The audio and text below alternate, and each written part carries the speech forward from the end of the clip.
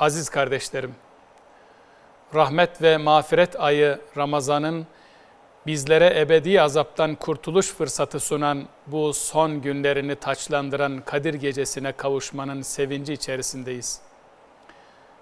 Yarın akşam inşallah Kadir Gecesi'ni hep birlikte idrak ve ihya edeceğiz. Bu geceyi diğer bütün zamanlardan üstün kılan özelliklerin başında Allah'ın kullarına merhametinin en büyük nişanesi olarak indirilen ve 14 asırdır insanlığın ufkunu aydınlatan hayat rehberimiz Kur'an-ı Kerim'in bu gece indirilmiş olması gelmektedir.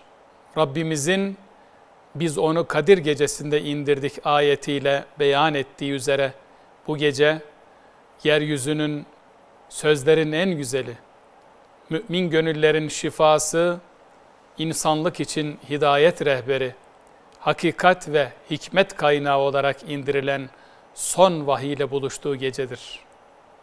1000 aydan daha hayırlı olan Kadir Gecesi, Kur'an'la ilişkimizi gözden geçirmek, başta Rabbimiz olmak üzere kendimizle, çevremizle ve bütün kainatla ilişkilerimizi tevhid, adalet, merhamet ve güzel ahlak üzere yeniden düzenlemek için önemli bir fırsattır.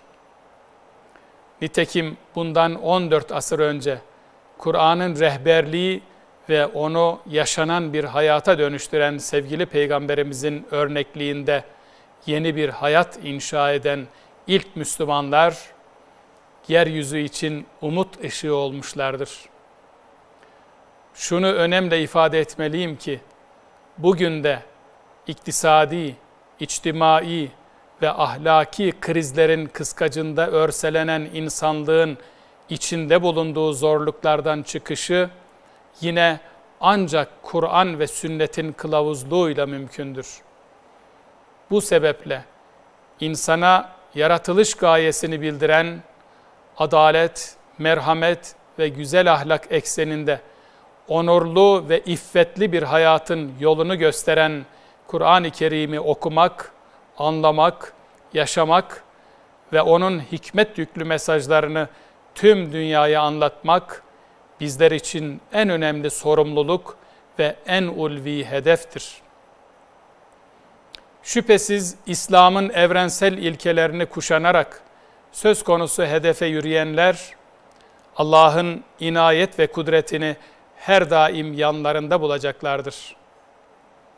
O halde Allah'ın sonsuz rahmetinin yeryüzünü kuşattığı bu esenlik gecesini gafletle geçen yıllarımızın telafisi için bir fırsat olarak görmeli ve en verimli şekilde değerlendirmeliyiz.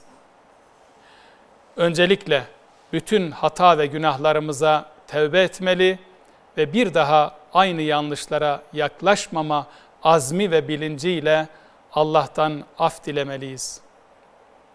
Nitekim sevgili Peygamberimiz sallallahu aleyhi ve sellem bu mübarek gece ile ilgili olarak kim inanarak ve sevabını Yüce Allah'tan umarak Kadir Gecesi'ni ihya ederse onun geçmiş günahları bağışlanır buyurmuş ve bu gece Allah'ım sen affedicisin, affetmeyi seversin, beni de affet şeklinde dua etmemizi tavsiye etmiştir.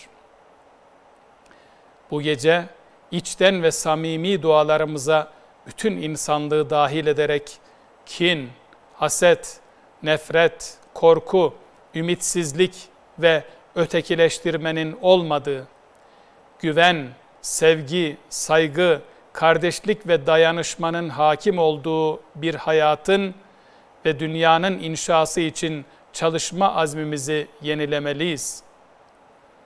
Bunu başarabildiğimizde gönüllerimize huzur ve inşirah, hanelerimize sekinet ve bereket, toplumsal hayatımıza merhamet ve adalet egemen olacak, yeryüzü İslam'ın ideali olan esenlik yurduna dönüşecektir.